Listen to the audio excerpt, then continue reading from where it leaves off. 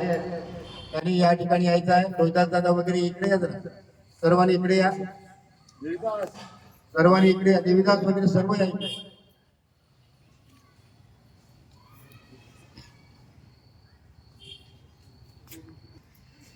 आज आपल्या दिंडीचा मला वाटतंय 5वा दिवस नाही का, आणि आजच्या 5व्या दिवशी आपण कामशेत करून येत असताना अत्यंत दुर्दैवी घटना घडली. वारकरी संप्रदायाची दिंडी, जासई गुरूंची दिंडी आपल्याच बरोबर येत असताना, रस्ता पार करत असताना अतिशय दुर्दैवी अशी घटना त्या ठिकाणी घडली. आणि या घटनेमध्ये बऱ्याच वारकऱ्यांना खूप अशी दुखापत झालेली आहे. आणि एक आपली माता, ज्या मातेने त्या दिवशी कीर्तनामध्ये विणा घेतला होता, प्रियंका तांडे हरिभक्त पर्यंत असं त्यांचं नाव होतं. त्यांना देवाज्ञा झालेली आहे. 3-4 दिंडी आपण येत असताना खरोखर अक्षरशः आपल्या डोळ्यातून नवीन सर्व वारकरी दिंडीतून लोक त्या ठिकाणी रडतच होते. कारण आपण ज्या माऊलीच्या दर्शनासाठी चाललो आणि अशी घटना घडल्यानंतर आपल्याला दुःख होतं.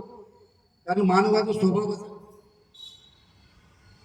आपल्या घरातील व्यक्ती असो तर आपल्याला दुःख होतं, परंतु वारकरी म्हटल्यानंतर हा वारकरी आपला कुटुंबातील वसुदेव कुटुंब आहे. प्रत्येक जण रडत होते, परंतु प्रत्येकाने त्या ठिकाणी आपल्या मनावर संतुलन ठेवलं. त्या माऊलीला सद्गती मिळो असं म्हणण्याचं सामर्थ्य आपल्याला. ज्या माऊलीने रात्री विणा घ्यावा, भगवंताचं नामचिंतन करावं आणि पाठी डोक्यावर तुळस असताना काळाने झडप घालावी, हे जरी दुर्दैवी असल्या तरी माऊलीने एक कोबी म्हटली नाही. म्हणून त्रिशुद्धीला तुझे आणि होणाऱ्या साधिके ठाई. जे होणार आहे त्याच पद्धतीने आपण वागणार. किंवा आपला मृत्यू जर दिंडीमध्ये जाऊन होणार असेल तर दिंडीमध्ये होईल.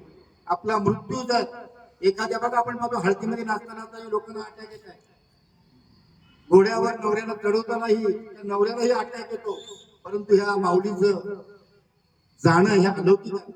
म्हणून श्री संत तुकाराम महाराज वारकरी मंडळ नवी मुंबई दिंडी क्रमांक 130 2 मिनिटं आपण त्या माऊलीसाठी या ठिकाणी श्रद्धांजली वाहूया.